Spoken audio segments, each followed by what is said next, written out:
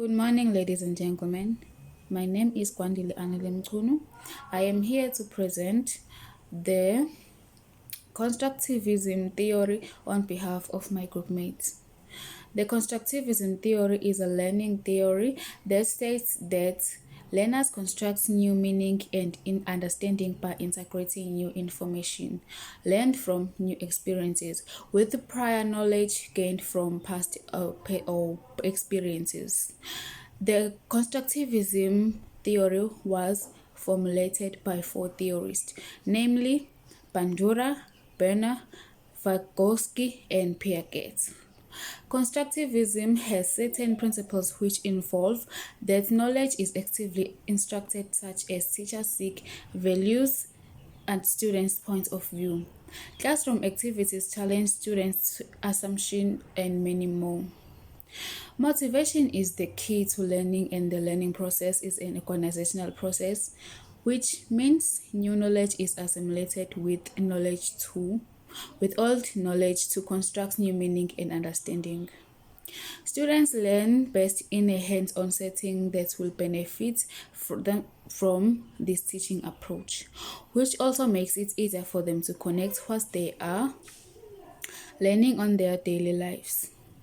The constructivist curriculum also considers the students' past knowledge, encourages teachers to devote more time to subjects that interest the students, and lets constructors concentrate on key details.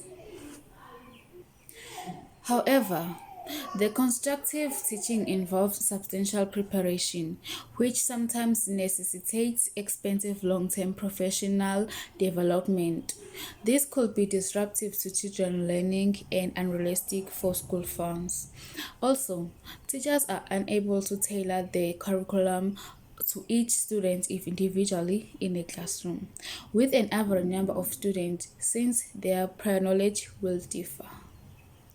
As a result of its importance and values, the result is the development of advanced abilities like critical thinking, evaluation, and creation.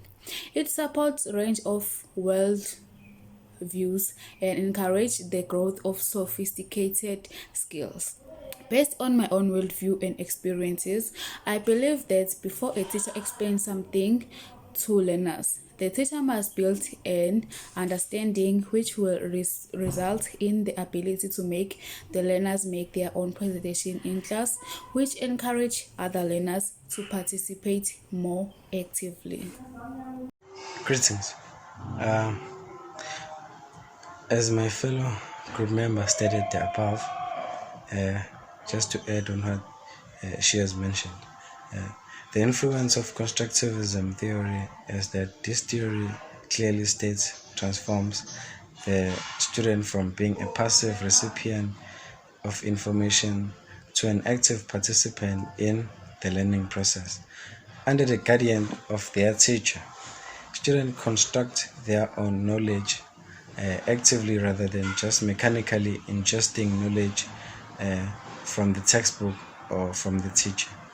In that way, students learn how to articulate ideas as well as to collaborate on tasks effectively by sharing in group projects in which will overall promote social and communication skills created from a class environment that emphasizes collaboration and exchange of ideas. The influence of constructivist will influence the way I teach and assess my learners. Now, this means that learners must build their own representation and incorporate new information into their existing knowledge. Learners should continuously reflect on their experience. Students will find their own ideas gaining in complexity and power, and they develop increasingly strong abilities to integrate new information.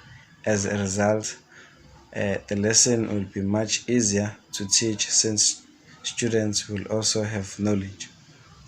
A teacher can apply constructivism while structuring a lesson by means of allowing learners to teach each other, as this allows learners to seek answers to their questions via research and direct observations.